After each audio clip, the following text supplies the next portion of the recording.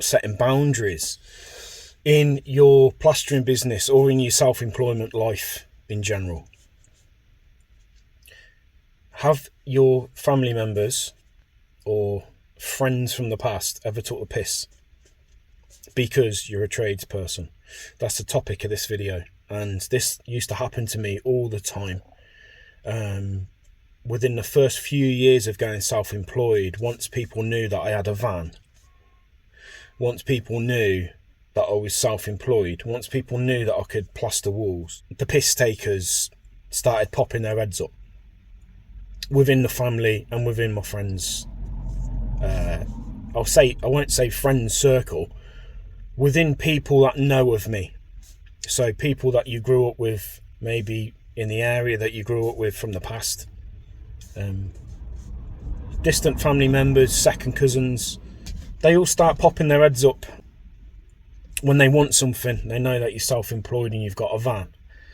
And that's what I want to speak to you about, because in the last couple months, I've had a couple of people that know of me, but they don't know me. I don't know them.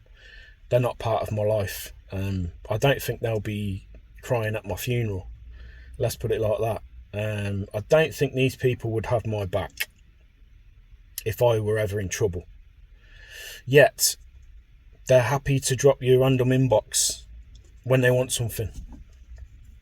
They're happy to ask for a discount on a plastering job when they want something. They're happy to ask you to come and move a sofa on a Sunday because you've got a van, and save them hiring a van because you've got a van after all. What's the problem? Won't take you long.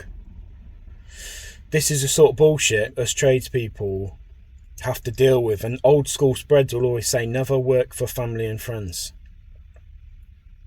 Not all family and friends, by the way, and I just want to clear something up off the bat as well. The only people that I will happily do heavily discounted price or work for free for is my mother, my wife's mother, or my wife's grandparents. My grandparents unfortunately have passed. Nobody else will be getting any discounted rates or freebies from me, or maybe a very elderly lady that hasn't got much. Those sort of situations, I'll be more than happy to either do a free job or heavily discounted price. Okay, why? Because it's called respect.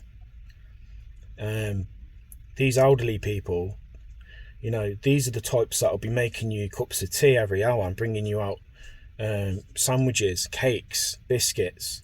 They'll sheet up all the job for you before you've even got there, because they're old school. They've probably spent their entire life paying into the tax system. Yeah, we worked out, this was going back some years ago, we worked out that my mum had paid over like £380,000 in tax, more than a mortgage, through working from age 18 to 65. So think about that for a second. That's called respect. They've pumped into our future and our economy in our country.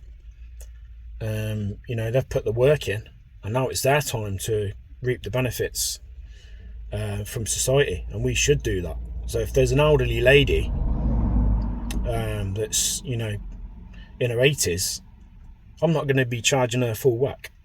But anyway, I'm going off topic here, guys. People will contact you as a tradesperson because they think you're soft, and they think you're going to do a discounted price because they used to drink with you when you were 19 down the town, or they used to go to school with you, or they're your second cousin. And what's funny is when you say no, they think you've got an issue. They think, what's this guy's problem? I thought we were mates. We're not mates. We used to be drinking buddies. I've not heard from you for 6 years, and now you're getting in touch because you've got a plastering job and you want it half price, and you think because you used to know me, I'm going to do you a half price, or because we live in the same city and we used to go to school together, I'm going to do you a cheeky discount. Listen, you wouldn't take a pay cut for me. What do you mean? Well, if I do you a discount, I can only do a handful of plastering jobs in a 12-month period. I can only do a handful of plastering jobs, and I've got to make sure that I hit my annual income. every year. Self-employed, that's hard. I don't know where my next meal's coming from. I have to make sure I can hit my annual targets for my income for my family. So if I do you a discount, now you're taking food off my table, because I could have done a high profit job and booked that into the calendar, but now I've booked in your shitty little job that you want it done half price. Would you take a pay cut for me? Can you do me a favour, John? Can you come and help me dig my garden on Sunday? Oh, I have to work Sundays, I can't do it. Well, can you not go into work for a few hours and come and help me dig my garden? Or if I don't go into work for a few hours, I'll lose money. My boss will dock my wages. That's okay, because you're helping me. Oh no, I'm not willing to do that, Stuart. Sorry, I can't take a pay cut. I can't lose money. Sorry about that. They wouldn't take a pay cut for you. So why the fuck should you take a pay cut to help a family member that is never in your life? They never take the time to drop in or check in on you. So anyway, listen, being self-employed, you have to develop a thick skin, and you have to develop boundaries, and you have to become assertive, and you have to get comfortable with being disliked by people. And that's okay. Not everyone is going to like you. Okay, but not everybody matters to you. So it's only the people that matter that you need to get on your side. Your kids, your wife, close family members, everyone else. Unless you know this person has my back. This person's going to be there for me if I ever need it. They're going to be there for me. Unless you know that, then just say no. So I'm sorry, I can't. Don't justify it. Don't get into a debate. Don't be nasty about it. Just say, no, I'm sorry, I won't be able to do that. You don't need to say it's because I'm so busy, it's because you're an arsehole. You don't need to say any of that. You just say, no, I'm sorry, I can't do that. And it's a skill that you'll develop as you spend more years being self-employed. Get comfortable with saying no. Okay?